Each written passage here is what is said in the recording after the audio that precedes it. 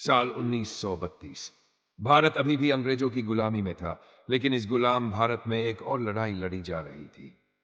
यह लड़ाई थी हजारों साल से दबाए गए दलितों के अधिकारों की, एक समान समाज की, एक नए भविष्य की। इस लड़ाई का नेतृत्व कर रहे थे डॉक्टर बाबा साहेब आम्बेडकर। डॉक्टर बाबा साहेब आम्बेडकर का सपना था कि दलितों को अपने नेता चुनने का अधिकार मिले। उन्हें समाज में बराबरी का स्थान चाहिए था, न कि दया या शिक्षा। अंग्रेजों ने दलितों के लिए अलग निर्वाचक मंडल की घोषणा कर दी, जिससे वे अपने प्रतिनिधि खुद चुन सकते थे। लेकिन इस फैसले का एक बड़ा विरोध खड़ा हो गया। महात्मा गांधी ने इसे हिंदू समाज का विभाजन बताया।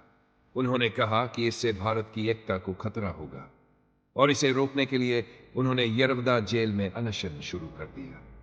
बिना अन्न और जल के उन्होंने घोषणा की कि जब तक ये निर्णय वापस नहीं लिया जाता, वे अपना जीवन त्याग देंगे।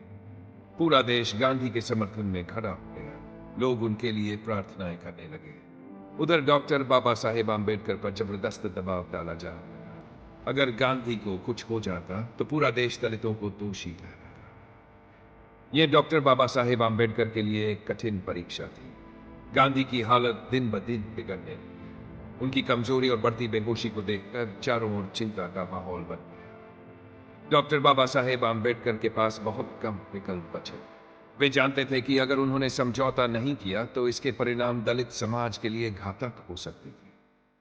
अंत में भारी मन से उन्होंने पूना समझौते पर हस्ताक्षर कर दिए। इस समझौते के तहत दलितों का अलग निर्वाचक मंडल खत्म कर दिया गया। इसके बदले उन्हें हिंदू समुदाय के साथ ही वोट डालने का अधिकार दिया गया, लेकिन कुछ सीटें उनके लिए सुरक्षित रखी। गांधी ने इसे भारत की एकता के लिए जीत बताया, लेकिन डॉक्टर बाबा साहेब आम्बेडकर इसे दलितों के साथ किया गया अन्याय माना। समाज ने राहत की सांस ली।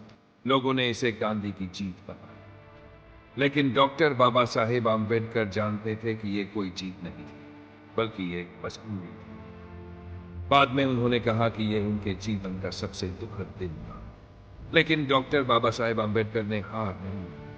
उन्होंने संविधान निर्माण के समय यह सुनिश्चित किया कि दलितों को उनके अधिकार मिले, ताकि भविष्य में कोई भी उन्हें उनका हक देने से इनकार न कर सके। उन्होंने एक ऐसा कानून बनाया जिसने भारत को बराबरी और न्याय की राह दिखाई। आज भी ये सवाल बना हुआ है, क्या पूना समझौता दलितों के लिए एक जीत था, या ये एक ऐसा समझौता था जिसे डॉक्टर बाबा साहेब आम्बेडकर ने दबाव में आकर स्वीकार किया? आपका क्या मानना है? क्या यह समझौता सही था, या डॉक्टर बाबा साहेब आम्बेडकर को इसे अस्वीकार कर अपनी लड़ाई जारी रखनी चाहिए? हमें कमेंट में बताइए।